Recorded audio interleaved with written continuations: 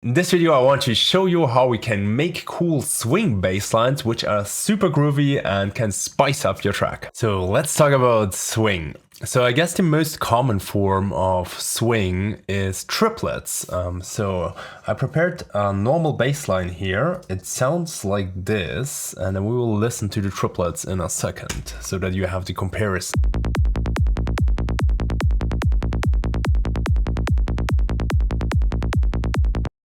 So this is our normal bass line, and then I prepared this triplets here.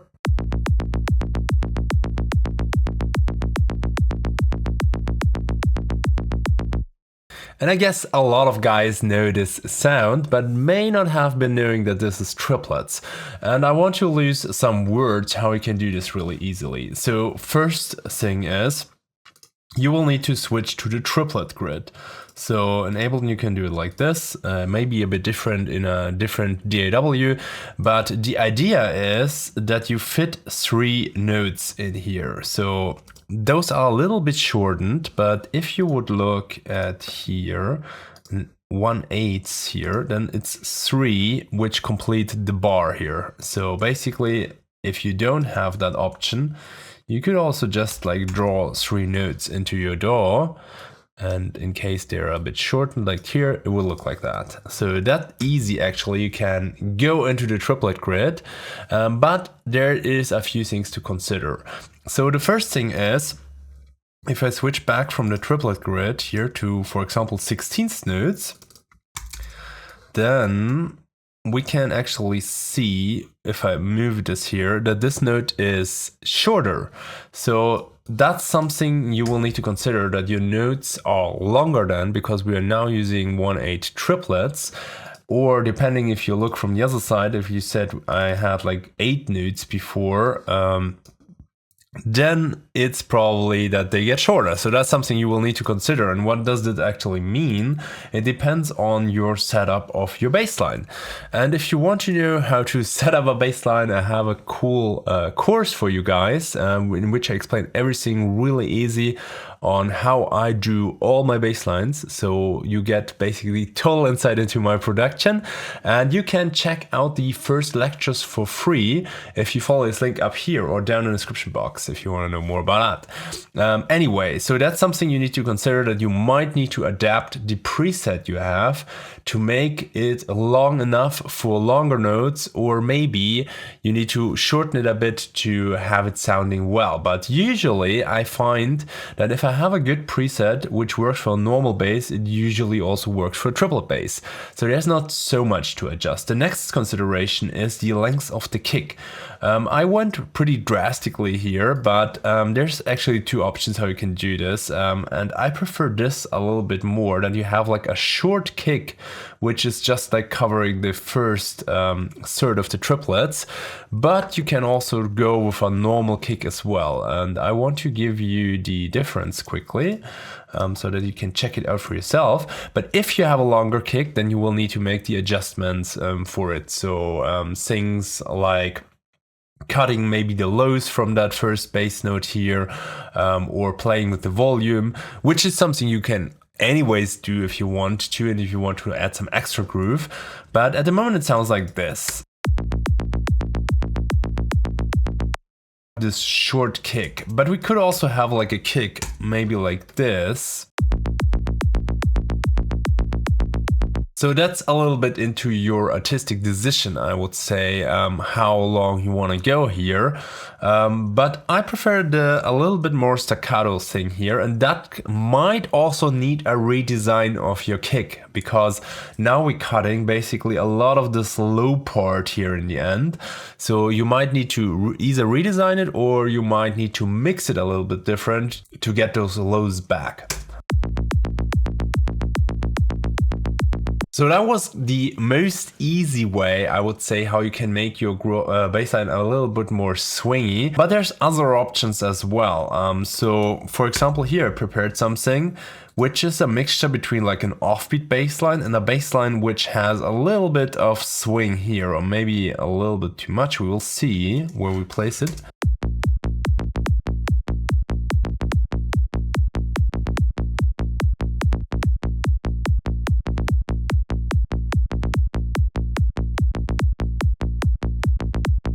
I think here it's cool.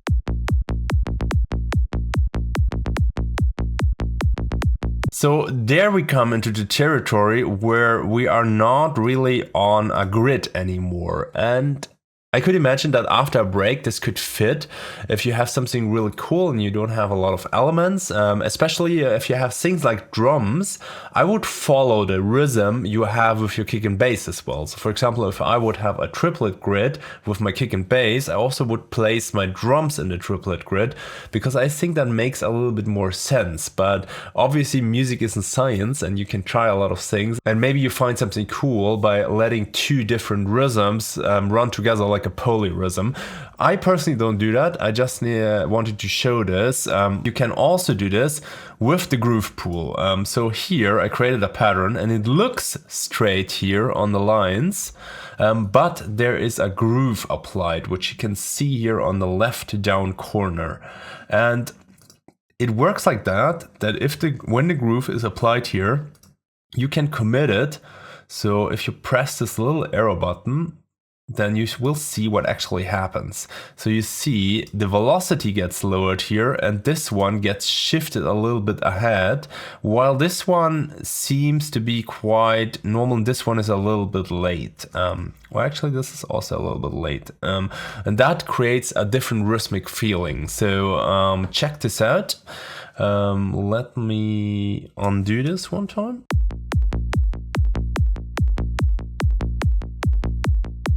So that's with the groove. You just mentioning the committing just prints it into the MIDI. It's already there. So without, it would be like this.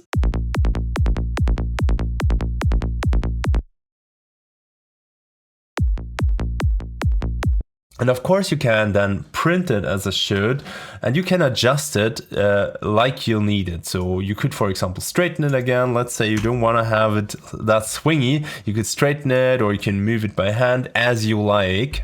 So for example, this would be just with the velocities here, which we are kind of like back to normal grid. So that's something you will need to decide, or you could also just change the velocities here. Maybe you say this bass note is a little bit too less loud. Or you want to have this in the same, let's say 97. So that's all things you will need to think about when you do this. And I also tested here some other ones for you. So for example, the analog rhythm 61 didn't sound bad.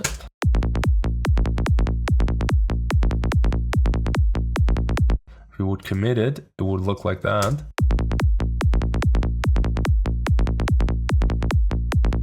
I think that's pretty cool. And here I have a swing 8 notes, and we will go in a second into this menu here.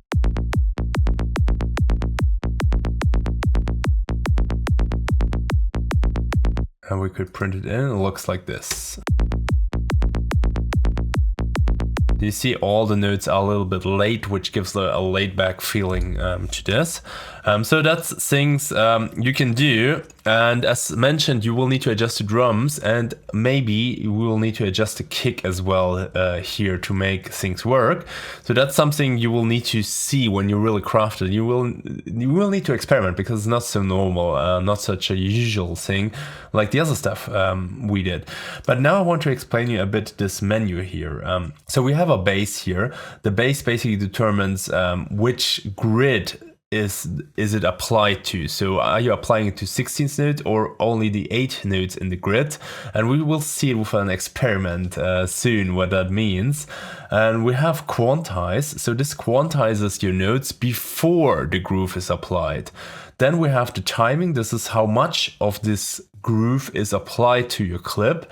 And there's actually a cool trick I will also show you in a moment. And there's random, how much randomness is in there. And I personally will leave this at 0 because if you already go off the grid with that swing thing, then I personally wouldn't make it random. Then I would keep to that rhythm so that it gets some stability again. And then we have the velocity. This is how much of the velocity of that groove is applied to the notes. As you have seen, it lowered the velocity here.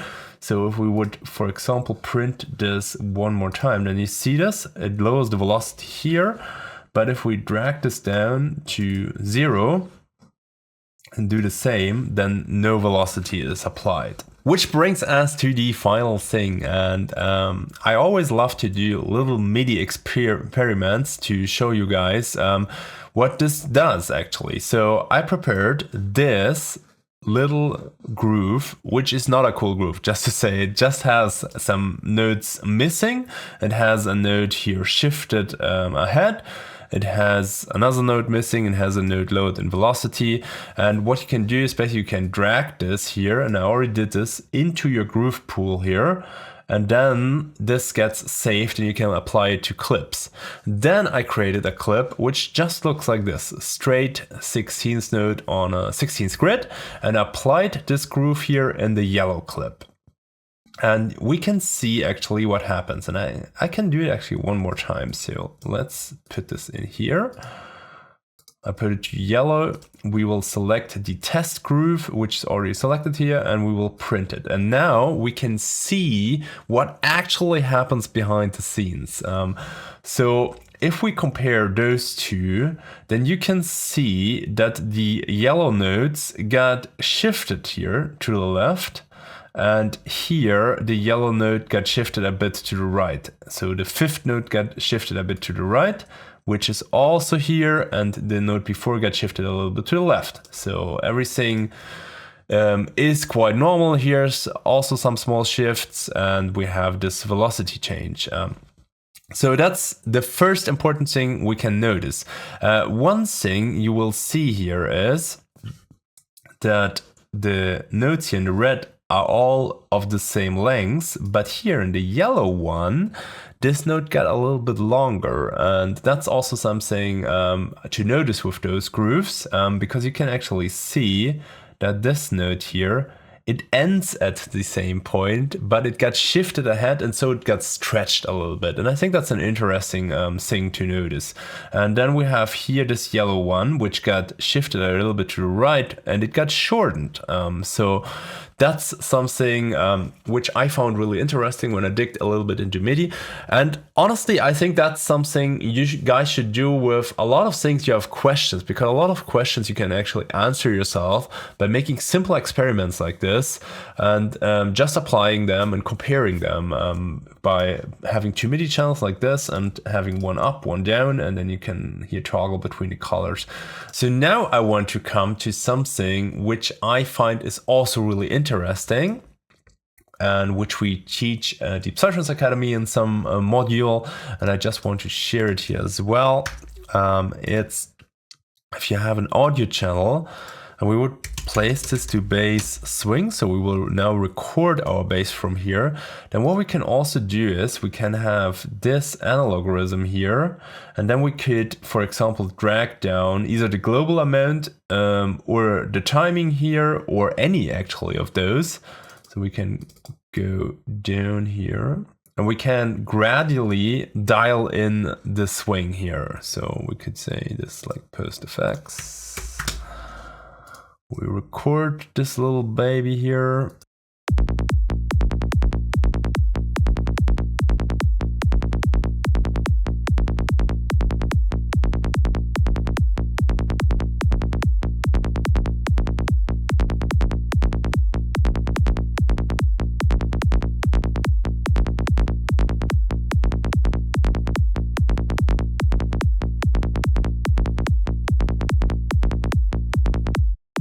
And we can dial it in so that it's in the beginning, it doesn't have as much of that amount as it has in the ending. So if we would bring another audio clip and we would shift them a bit. So here we have the one which is applied, and here we are kind of like dialing it in. Then you will see there's a difference here. So that's kind of like the last pro tip I wanted to give you on the swing bass lines, and have happy experimentation, and let me know your tricks in the comments. Maybe I can check out and learn something new. Let me also know in the comments what you want to learn next, if you have any cool topics you want to see. And if you want to learn more about bass lines, then you can check out this video here. And if you're interested in creating killer bass lines, and not only killer bass lines but also killer drums and also killer leads and a killer arrangements and much more, then you can join my course. So I will give you a few lectures for free if you sign up, and I hope to see you soon in my course.